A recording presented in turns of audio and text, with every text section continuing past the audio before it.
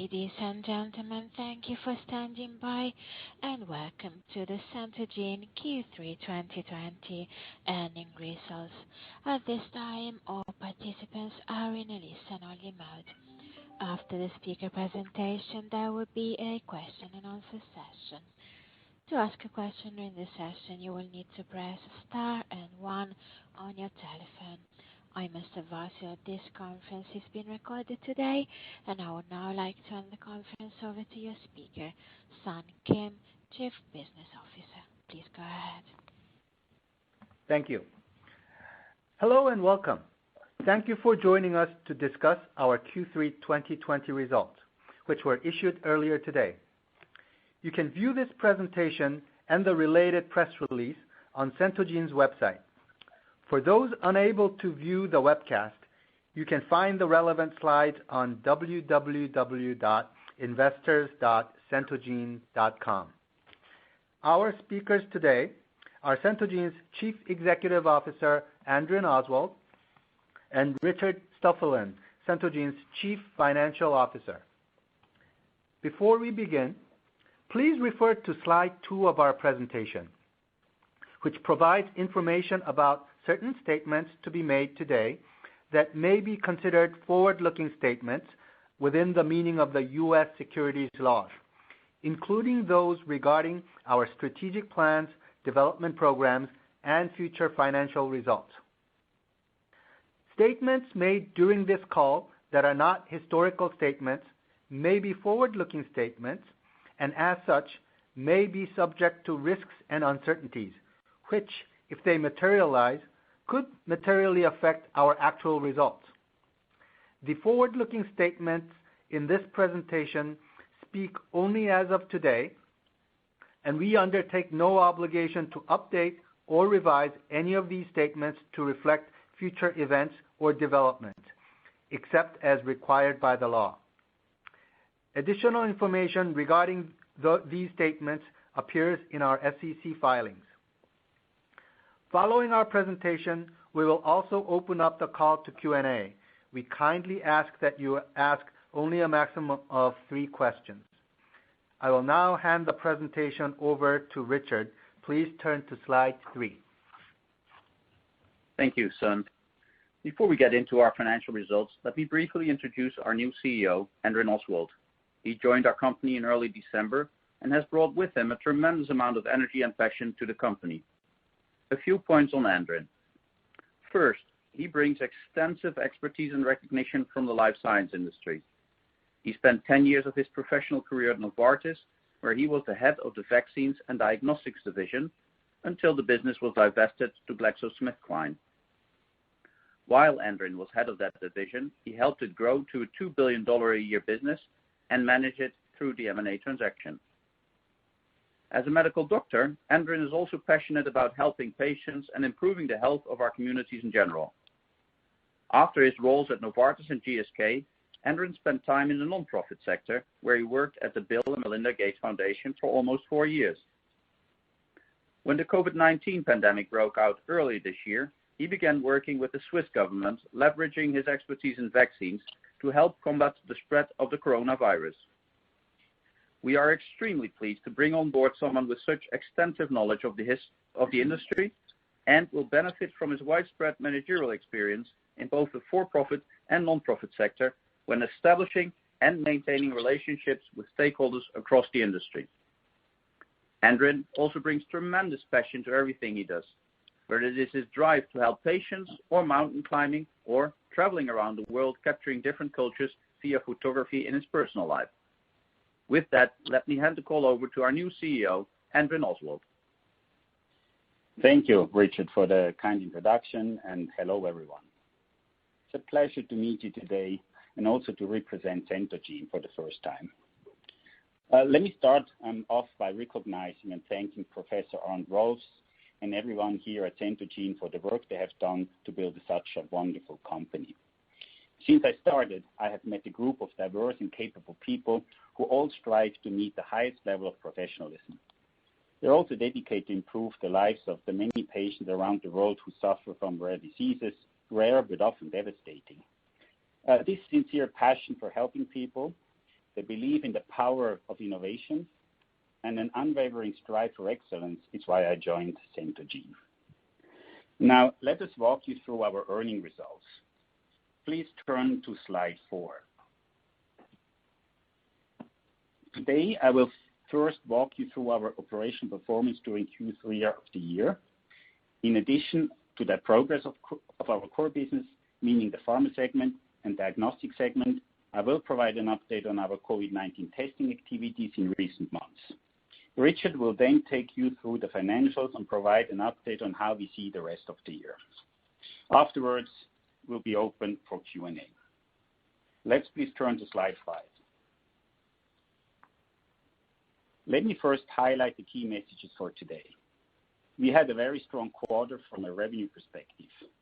Q3 2020 revenue grew by more than 200% compared to the same period in 2019. Revenue for the first 9 months grew by over 70% versus last year.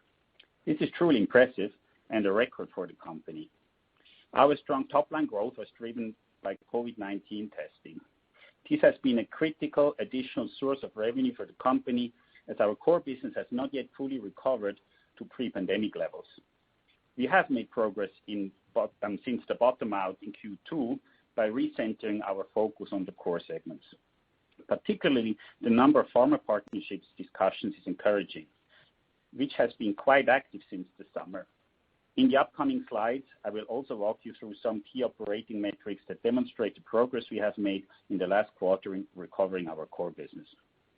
We would also like to update you on both the strong foundation and prospects for our business. First, we are happy to inform you that we anticipate our full-year revenue to be over 100 million euros. Furthermore, the positive financial contributions from COVID-19 testing will enable us to make strategic investments to further solidify our position in the rare disease space.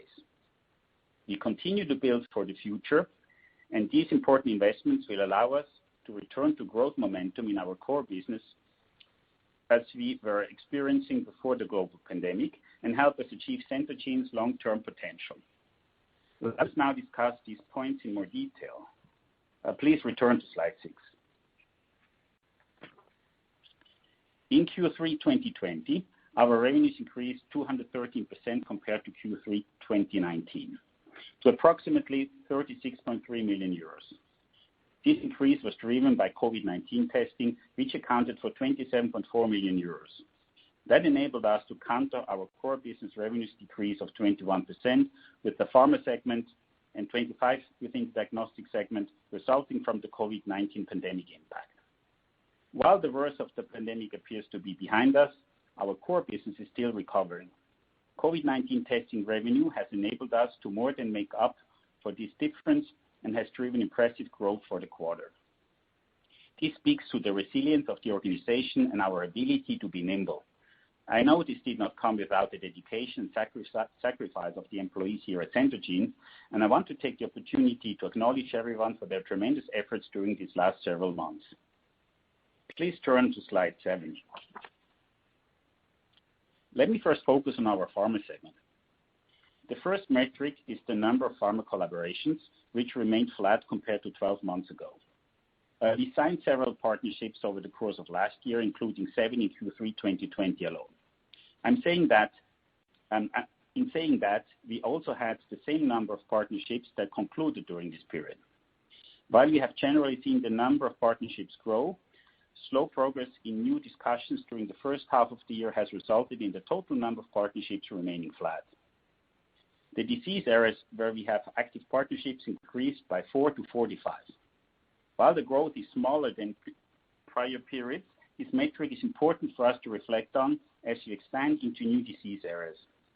We help our pharma partners by transforming data into medical insights, and we want to make sure that we continue to grow the number of disease areas we are working on with them. We believe, in turn, this will open up a broader pool of potential partners. Biomarker partnerships also remain flat, representing the outcome from the slow first half of the year. This is certainly a metric we will be focusing on and seek to improve moving into next year. Please turn to slide 9, where we'll speak about progress made in our diagnostic segment. The diagnostic segment is a critical part of our business. as it enables us to access data that we then translate into extremely valuable medical insights. As you can see from the chart on the left, we have added 130,000 patients to our database in the last 12 months.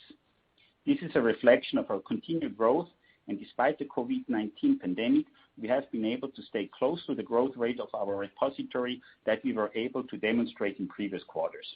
This underlines our steadfast commitment to helping patients around the world. On the right-hand side, we report the number of sample order intakes during the 9-month period of 2019 and 2020. We observed a 16% reduction in order volume during this year's period compared to 2019. While volume decline is not what we would like to see, the ability to divert this capacity to COVID-19 testing is a representation of the company's agility and ability to respond. Let's now look at our COVID-19 testing. Please turn to slide 9. As we reported in September, our COVID-19 testing volume grew significantly in Q3, particularly in airport locations. Airport testing still accounts for the majority of our total testing volume and is playing a crucial role in providing timely and accurate testing to surrounding communities and those who need to travel. This monthly volume growth is depicted on the left-hand side of the slide. We have continued to expand our testing locations, including a test center at the newly opened Berlin Brandenburg Airport. In addition to the expansion of testing sites, we have also added a rapid antigen testing to complement our service offering. The ability to now provide PCR and antigen testing provides travelers with the option to select the service that best meets their needs. Please turn to slide 10. As I conclude the business performance section, let me provide you with the latest business outlook. As I mentioned before, pharma partnership discussions have picked up since June, and our business development team has never been busier. We have signed 12 new deals in H2 of this year so far. While this will not meaningfully affect our 2020 financials, it sets a solid foundation for the pharma segment to return to growth and its previous trajectory in 2021 and beyond. Turning to the diagnostic segment, our testing volume has returned to approximately 75% of pre-pandemic levels. While the volume has not yet fully recovered, we are happy to see higher and steadier numbers despite the recent surge of COVID-19 cases and lockdown restrictions in Europe and other critical markets. Given the current situation, we are continuing to serve our community by meeting the current demand while also making necessary strategic investments in our infrastructure. Financial contributions from COVID-19 testing are allowing us to invest in both the commercial organization as well as lab capacity and science that we need to meet future demand. For our COVID-19 testing business, we are well positioned to provide services to enable the world to overcome this pandemic. While we have recently had some encouraging news on the vaccine front, we know it will take time for the vaccine to be widely available. Beyond that, it is uncertain for how long and what types of testing will be required in different settings. Recognizing these uncertainties, our COVID-19 testing platforms and locations provide us with enough flexibility to offer necessary testing capabilities while communities remain in need. While we are committed to providing the COVID-19 testing as we move into 2021, I want to emphasize that our focus is on the core business segments, as this is the long-term future of the company. Let me stop here and hand it back to Richard to walk you through the financials. Richard, over to you. Thank you, Andrin. Now please turn to slide 12. As Andrin mentioned earlier in the presentation, our Q3 2020 revenues grew by an impressive 212% compared to the same period in 2019. This is largely driven by the COVID-19 testing revenues, which did not exist in the prior year. As mentioned, the core business segments are yet to recover to pre-pandemic levels. While the diagnostic segment decreased compared to the same period last year, it did exhibit growth compared to Q2 2020. In the pharma segment, while this activity did not translate into revenue for this quarter, active partnership discussions leading to new deals point towards a robust recovery as we go into 2021. As mentioned, we believe the core segments will continue to recover and that financial resources from COVID-19 testing will allow us to grow those segments as we did before the pandemic and achieve Centogene's long-term potential. The slowdown in revenues translated into a decrease in adjusted EBITDA for both core business segments. As mentioned, new deals in the Pharma segment will only translate into revenue in 2021, leading to a decrease in adjusted EBITDA margin this quarter. While the Diagnostic segment showed revenue growth compared to Q2, fixed cost elements meant adjusted EBITDA margins also declined compared to Q3 2019. COVID-19 testing shows a healthy adjusted EBITDA margin, and we expect it to continue to do so while we offer our testing services and volumes remain at current levels. Now, let's look at the first 9 months of 2020 to get a more comprehensive feel for the full year performance of 2020. Please turn to slide 13. As you can see in the graph on the left, we recorded 58.1 million euros in revenues during the first 9 months of 2020, exhibiting 73% growth compared to the same period last year. While the core business declined compared to last year, COVID-19 testing has more than offset this decline and has driven overall growth. Looking at the adjusted EBITDA, both core segments exhibited a lower margin compared to the same period last year. These results reflect the same trends I discussed on the previous slide. We look forward to further recovery in the core business and believe we are well positioned to do so in 2021. Before we move on, let's look at the revenue breakdown in more detail on slide 14. On the Pharma side, each quarter we provide a breakdown of the revenue that comes from new and existing contracts, as it is typically a good indicator for future growth in the Pharma segment. As you can see, all revenues in the Pharma segment came from existing contracts for Q3, and let me explain why that is. Typically, there are a few months between signing a contract with a partner and getting the collaboration up and running. This means it takes time for revenues from new contracts to be recognized. Therefore, we believe that this result reflects the challenging environment we saw in Q2, where our Pharma partnership discussions stalled. As mentioned earlier, I believe we are well positioned for a robust recovery and return to growth in the Pharma segment in 2021. The revenue breakdown for the Diagnostic segment is demonstrated in the middle graph of the page. Revenue in our core diagnostic testing, excluding NIPT, decreased compared to Q3 2019. We believe that the decrease is reflective of the decrease in sample volumes that we discussed earlier. On the right side of the slide, you see the revenue growth that we have been able to achieve with our COVID-19 testing. We are pleased to have used our expertise to ramp up testing so quickly, and it speaks to the organization's ability to adapt to a challenging environment. Let us now finish discussing other key financial elements of this period. Looking at our financial statement, we have already mentioned the increase in revenue, both in the third quarter and year to date. That increase in revenue drove an increase in gross profit of approximately 5.3 million euros in Q3 20 compared to last year, and an increase of approximately 4.2 million euros for the 9-month period. As our expenses increased by approximately 6.9 million euros for the third quarter compared to Q3 2019, there was a small increase of the negative operating result to date. Let me comment on the two biggest factors driving such increase. Firstly, our R&D expenses for the quarter were up by 2.8 million euros, which is reflective of our continued commitment to improving our biomarkers, databases, and technology platforms, as well as continued efforts in executing our long-term strategy for the company. General admin expenses increased by 3.5 million euros. As mentioned last quarter, these costs were primarily as a result of being a public company, such as D&O insurance. In addition, we incurred costs related to our COVID-19 testing efforts, including continuing to internally test our employees to keep the company operational, as well as some upfront costs because of test site expansions. The continued revenues from COVID-19 testing in Q4 and beyond will help offset such cost increases. Now, please turn to slide 16. Let's have a closer look at the cash flow and balance sheet. Cash flow used in operating activities increased compared to the same period last year. This was due to the lower revenues from our core business and purchase of inventories in response to the COVID-19 pandemic early in the year. I would like to remind you that cash flows from investing activities included nearly 20 million euros in cash received from the sale of our Rostock headquarters last year, which was a one-time event. Excluding that sale, cash flow used in investing activities increased by 4.8 million euros, which was mostly driven by investments in laboratory equipment and intangible assets. Cash flow received from financing activities increased significantly, largely driven by the net proceeds from our follow-on equity offering in July and lower repayments of loans compared to the same period last year. As of September 30th, 2020, we have 28.8 million euros of cash and cash equivalents.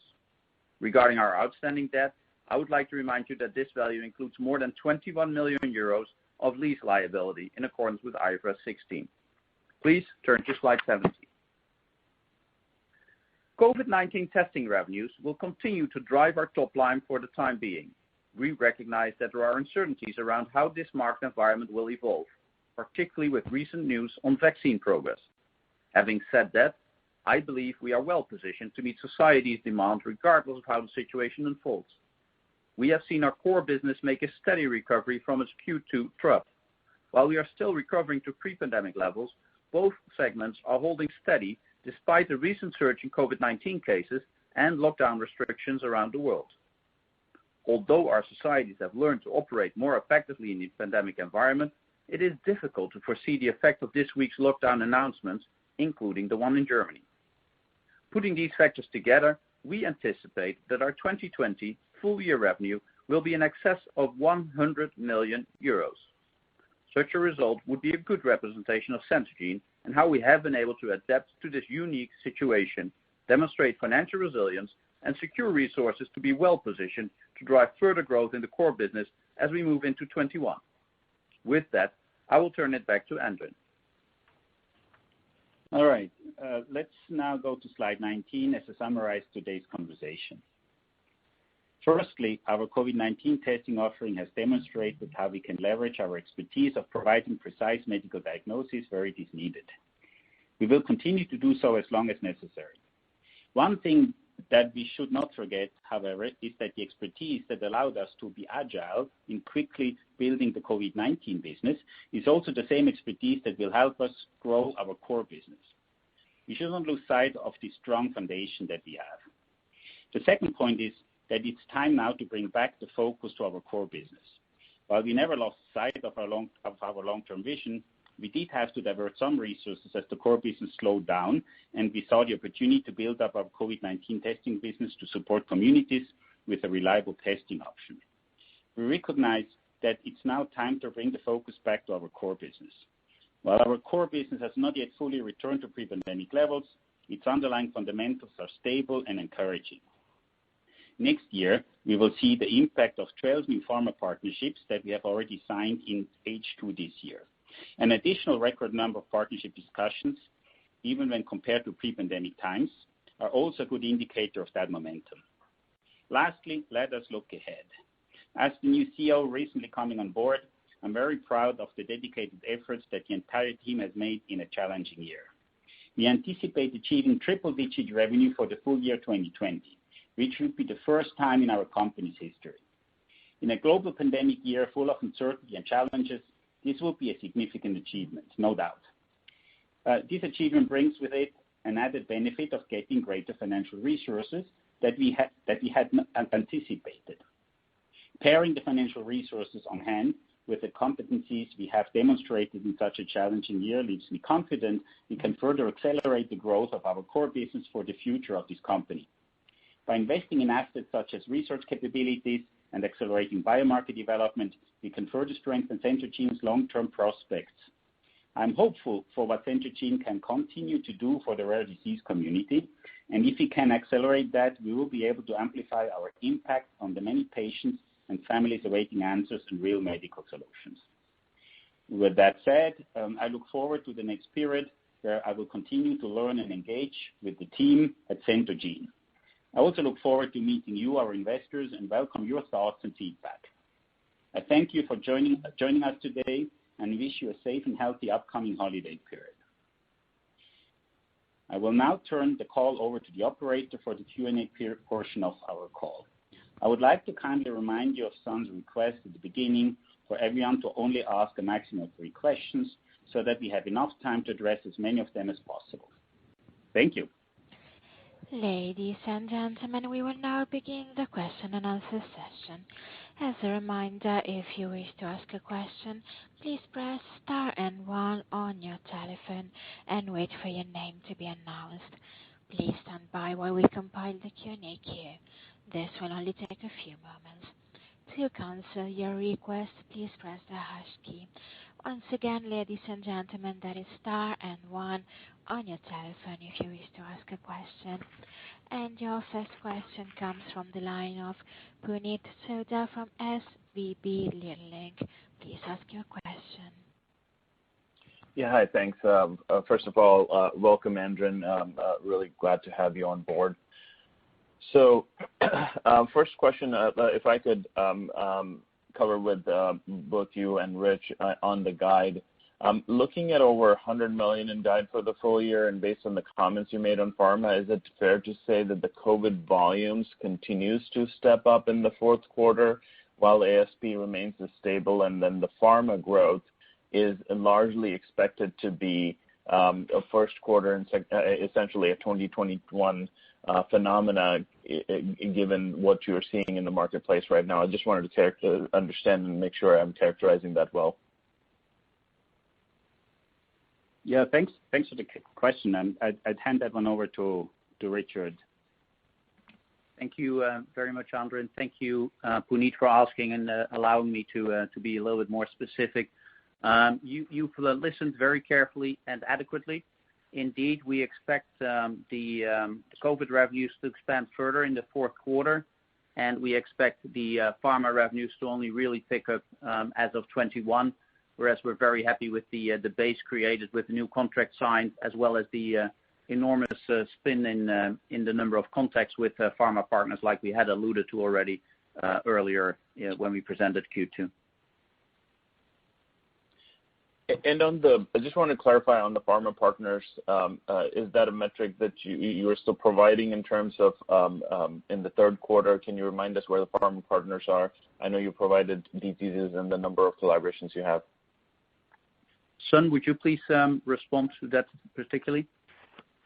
Yes, the pharma metric, operating metrics that we provide is listed on slide 7. In terms of a number of pharma collaboration as well as diseases under partnership and biomarkers partnerships. I will state that this is as of end of Q3 figures, and while we have signed 7 new partnerships during the quarter Q3, same number of collaborations ended, and that's why the total number of pharma collaboration stays at the same number of 63. Okay, thanks for that. And then, Andren, looking at how things are progressing in Germany right now, and knowing your own extensive experience with vaccines and the efficacy data that we have seen so far on the vaccines, what are your expectations for COVID testing volumes in Germany and the airports? With the significant expansion here expected to come in, could you elaborate maybe, do you expect moderation in the COVID testing by second quarter next year, or could that happen even before?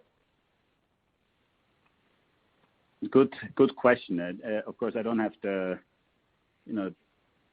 crystal ball here, but I think that we can for surely expect that in Q1 there will not be enough vaccine to make any significant impact on any government's action with regards of how it wants to contain this pandemic, and we would expect hence also widespread testing to be part of any meaningful response.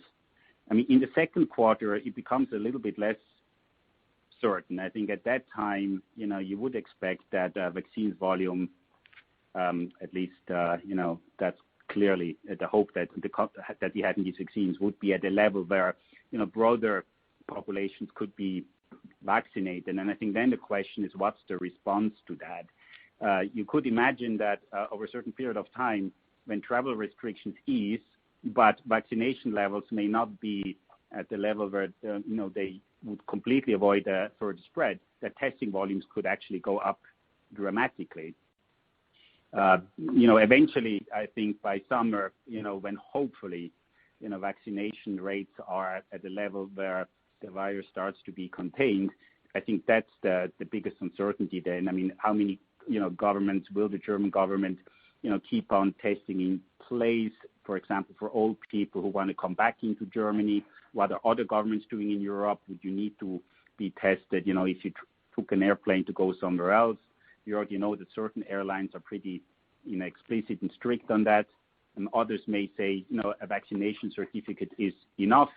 So, I think it's just too early to know exactly which way this will go. And more important, I think, from a business perspective, is that we are remaining flexible. So I think we are setting up an operation, that allows us to really benefit, at least when you look at the commercial perspective, from the situation, as long as it makes sense, but also remain flexible to be able to adjust volume or potentially reduce our offering should that eventually, be the outcome. Okay, that's very helpful. And if I could squeeze in the last one on, Andrew, wondering what are some other disease areas that you are interested in looking at? I mean, obviously metabolic disorders have been really strong here for Centogene, but wanted to see other areas of interest where you think business could accelerate. Thank you. Yeah, I think you will have to bear with me there a little bit. I mean, I've been with the company for 2 weeks already now. Of course, I have a long list of ideas and questions that I have. Discussions with the team have just started. Coming in as a new CEO, I mean, that gives you a privilege to have a fresh look at things, ask questions, and I have little doubt that after the first 3 months, which I think is probably a reasonable timeline, that I will have some answers in that regard. I would say above all, I am fascinated and impressed by the vast amount of data in the biobank that exists here. And, compared to some other, let's say, companies who do similar things that may be limited geographically, I think we have a huge global footprint. And I mean, that adds fantastic additional, scientific and patient insights. And so the key question clearly is in my mind, I mean, how do we maximize that value, short-term and long-term? And how do we develop the right tools and offerings, to really make sure that we can create impact with that, of course, for patients, but also financially.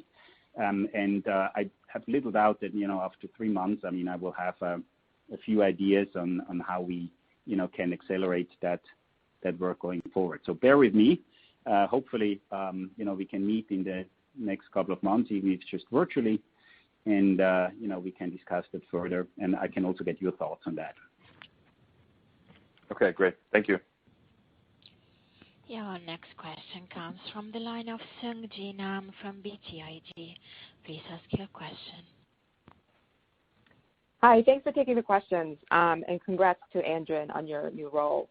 So a couple of questions on COVID testing and one on pharma. I guess kind of going back to Puneet's questions regarding the durability of COVID testing longer term. And Andrew, do you have a sense of, I recognize there will be declining volumes as the vaccines are broadly deployed, but do you think that there will continue to be a baseline of testing at these airports and other sites even after the vaccines have been deployed for kind of for the next few years? Yeah, so on that one, I mean, I really don't know the answer. I mean, there are, of course, scenarios by which you can think this is possible, right? You could go, into the wondering whether, that vaccine, has the potential, to mutate. You can wonder whether, sorry, not the vaccine, I mean the virus. You can wonder, how geographically around the globe the situation is going to evolve. I think most experts still believe that this virus is going to be here to stay, and even with widespread vaccination will not disappear completely. So, some testing you can argue will absolutely be needed for even the long term. Now, the question is where it's going to happen, and then who is the best company to provide such a solution. And we are definitely, looking at it also from a strategic point of view in the sense of which way could this go, and then what would be the best response from the company to ensure, that whatever we have, provides long-term value going forward. That said, I think as I initially mentioned, the core of the company is rare diseases. And this is clearly, what we're going to focus on going forward. We are not ignoring or just letting COVID-19 go, not at all, but we are not, want to make a compromise on the clarity and where our resources are going to go with regards of building the success of this company for the long run. Great, that makes sense. Just one more question on COVID testing. I recognize it's not the core part of your business, but you guys also rolled out antigen testing. So curious about the rationale of centralized testing for antigen-based testing in a centralized fashion, and what does the economics look like for Centogene for antigen testing, I guess, in terms of margins? Yeah, just 1 or 2 points. I'm happy to hand over to Richard after me. One is, I think we really look at PCR versus antigen testing as a service offering that just gives travelers a choice, and we do not really care which of the two they choose, and we don't anticipate that it should have a massive impact on our bottom line depending on which way it will go.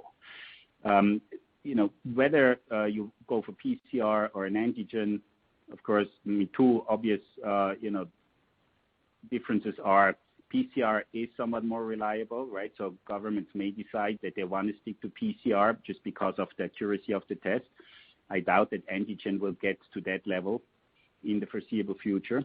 On the other hand, of course, antigen can be faster, so it's more convenient from that point of view. And for an airport location, that could, of course, make sense if you go there, get tested, and you have your results, let's say, within a certain period of time that, would allow you to board an airplane afterwards. I think that's more challenging with PCR. But then, as you may know, there are also better PCR tests somewhere on the horizon, so PCR time may be short further. I think we are really building up our offering such that we can be pretty relaxed with regards of what governments advise on or what consumers prefer, because we can offer both at similar, call it pricing or financial levels with regards to how this would look as a business for us. Richard, do you have anything you wanted to add there? No, Andrew, I think you've captured it well. We just want to provide that testing that is required by the market. The speed is of the essence to some and therefore antigen, and margins are quite similar. Gotcha, great. And then lastly from me, just on your pharma partnership, obviously you guys have a pretty rich pipeline of deal prospects pre-pandemic. So just kind of curious as you look out, and you're starting to see very, very productive discussions.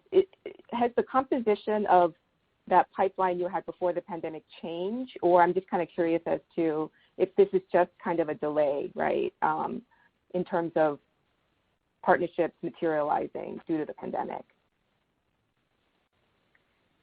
Sun, you want to take that? Sure. Thanks for the question, Sungji.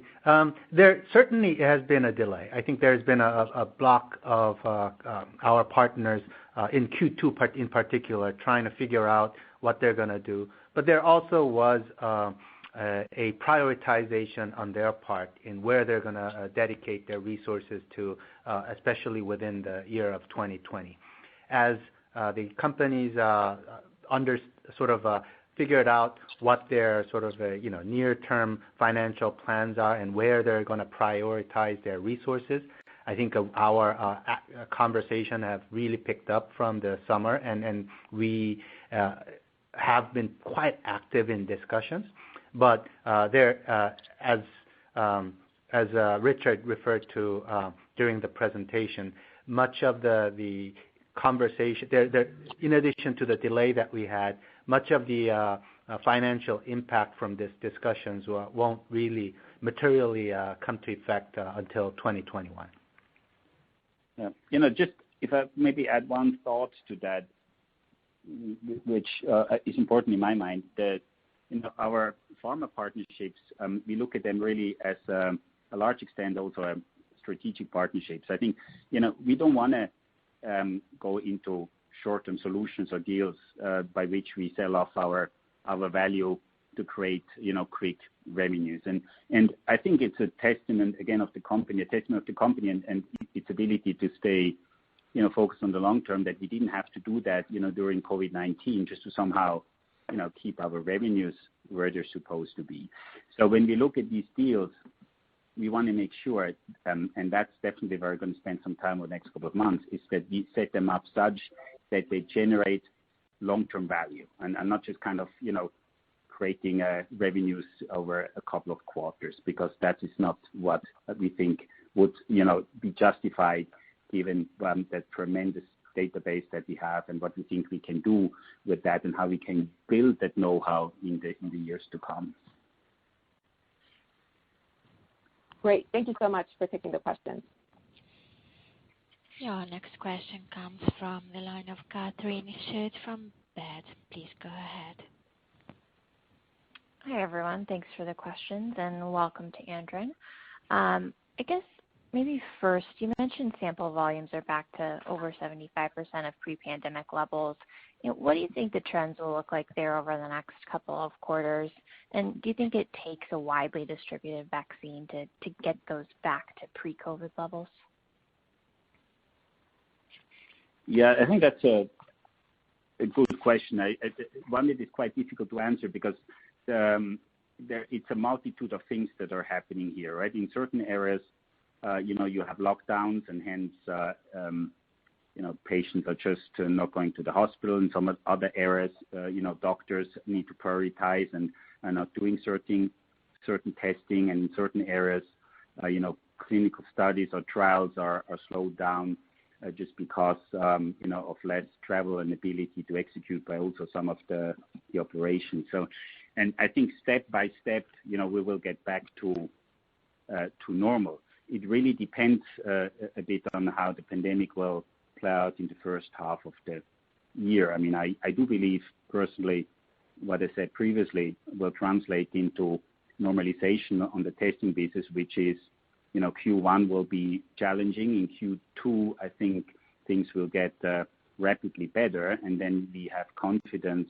that in the second half of the year, things could be looking pretty good. So overall, next year is not going to be a normal year. That's clear. But I think quarter by quarter, it should get, clearly better. And then we would expect 2022, we are definitely back to, a normal, healthy marketplace that we were used to.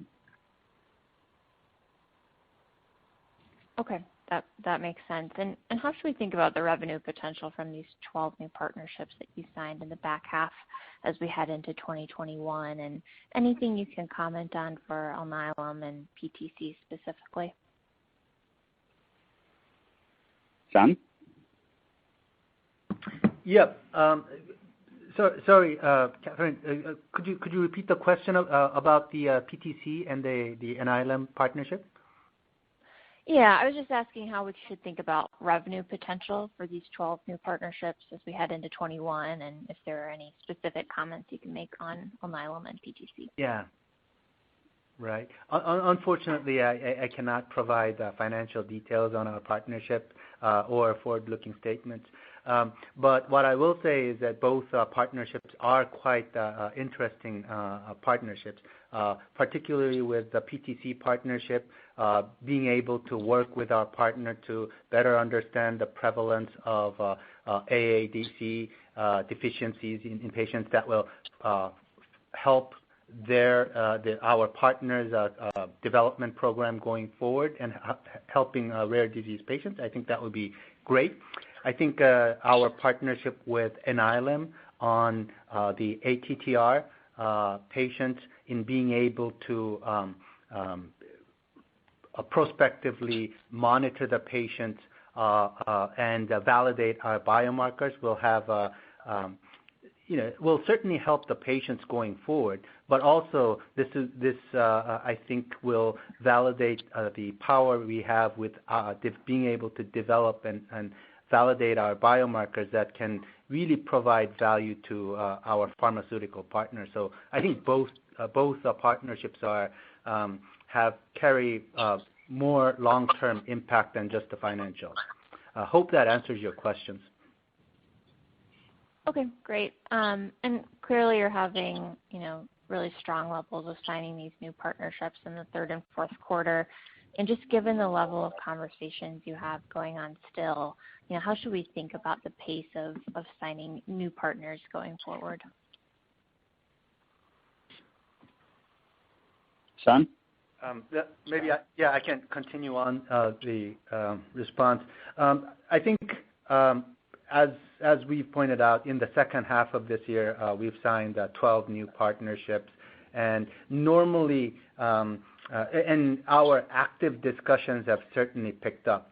But generally, the cycle within the year, normally our beginning of the year is when we really start having initial conversations, and normally our sort of new partnership signing starts to pick up from the second quarter of the year. So I would assume that this new year would follow that cycle as well, as our pharma partners are really finalizing their budget for the year and planning out the year and starting the initial conversations, and we start and if the pandemic subsides with the vaccines being more available throughout the globe, I would think our second quarter will be the starting point of when we actually start seeing a lot of these deals coming to fruition. All right, great. Thank you. Your next question comes from the line of Alex Cogut from Kempen. Please ask your question. Hi, thanks for taking my questions. Maybe just a couple on COVID and then on the core business. With respect to COVID, are you looking to add antibody testing to your offering, especially as we transition to kind of a post-vaccination world in H2? Yeah, I'm happy to answer that. I think it's a question that we have been discussing. We're looking at it, but there is no decision yet whether we would or not. We do not think it is critical for the business. The focus will remain most likely on the tests that we have, but it may be a complementary thing to add on. Got it. And then as a follow-up to that, so appreciating the sort of the knowledge and capabilities you've built to offer COVID testing over this year, are there any opportunities you see to valorize that post-COVID in terms of perhaps selling the business or leveraging on kind of the technologies and capabilities learned? Yeah, well, I think that's not really, our focus right now. I mean, our focus is to ensure that this business, runs effectively. I mean, the demand is high, and as we said, it may increase further, in the coming months. So I think the key priority now is really make sure that we can deliver against what we, have set up to do. And I think that's all I could say at this point in time. All right. Then maybe one more exciting. Are there any specific pharma collaborations you'd like to highlight as sort of key ones to keep an eye on in 2020? 2021, sorry. Sun? I guess I know what the answer is, Yep. but you may still answer it. Sure. No, I mean, I think the prior question that came up among our new partnership, certainly NILM and PTC, they both emphasize our strength in terms of better understanding the prevalence of the disease states and also being able to demonstrate the power of our biomarkers. These are, I think, good partnerships. But if you're looking at a more broader picture, as you may be well aware, our key partnership along with our Takeda, Pfizer's R&D partnerships, and Denali's the co-collaboration on the clinical development of the LRRK2 mutation Parkinson's disease. Those are the key partnerships that I would keep my eyes on. Thank you. All right. Thank you. Your next question comes from the line of Erin Wright from Credit Suisse. Please ask your question. Great, thanks. Can you speak to your overall COVID testing capacity now and also the incremental costs from here in terms of the COVID-related initiatives? And do you still think kind of most of the capacity infrastructure kind of related to COVID will not be able to be repurposed in any way, or is there some way that you can kind of reassess that as things evolve here? Richard, you want to take that? Yeah, happy to take that question. It's a very good question, Aaron, that we raise ourselves on a regular basis. We are still contemplating how best to repurpose. We might not. It's too early to make that decision at this stage. So yes, we contemplate it on a regular basis, but no decision has been made in that respect yet. Okay. And did you break out testing volume and revenue by category? I didn't see it in the deck. I only saw NIPT, but did you break out the other categories? What categories are you referring to? Within COVID or within the segment? Or outside of COVID, just outside of COVID in the quarter. Yeah, there is in the MD&A. You'll find some further graphs, Aaron. Okay. All right. Thanks. And then lastly, on sort of the CEO transition, and welcome, Andren, and obviously excited to hear kind of what's next. But I'm curious if you anticipate any sort of change in strategic vision here at this juncture, and also any other changes from a management perspective or anyone kind of that you would anticipate bringing on board. Thanks. Yeah, thanks for that. I mean, I would repeat what I said before. I mean, coming in as a new CEO, you have a chance to have a fresh look.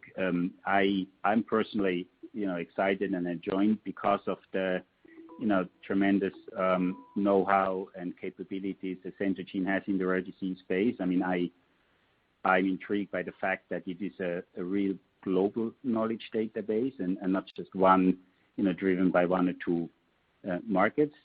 And I do believe that there is, tremendous potential there, not just to give, better and better diagnostic and earlier diagnostic, but also to leverage that, in discovery and I would say R&D of rare disease space. Now, how exactly and how we could somehow, shape the strategy, for the future to really capture that value and, get into what I think will be the next, growth cycle of the company and its evolution. Bear with me. I think I'll, take the usual 100, days to talk to a lot of people, and including hopefully many of you, and then come up with my thoughts.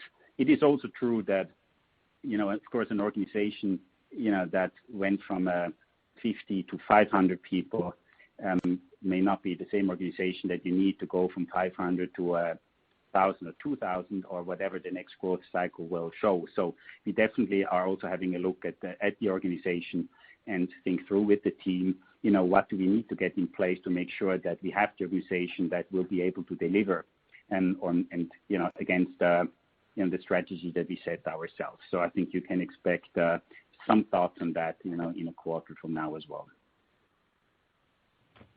Okay. All right. Thank you so much. There are no further questions at this time. Please go ahead.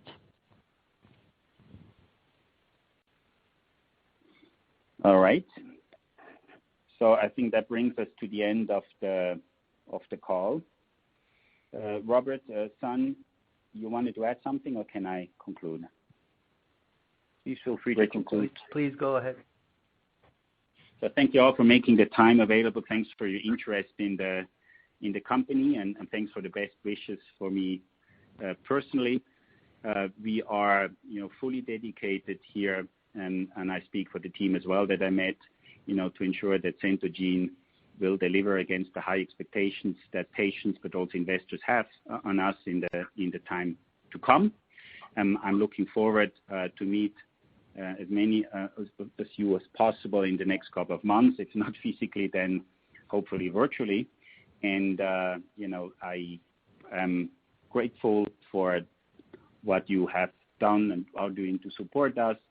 And I think we will for sure hear each other again, while we present the full year results next year. So with that said, I'm wishing you happy holidays. Stay safe and healthy during these turbulent times. And God bless you. Bye. Thank you. That does conclude our conference for today. Thank you. Thank you for participating. You may all disconnect. Speakers, please stand by.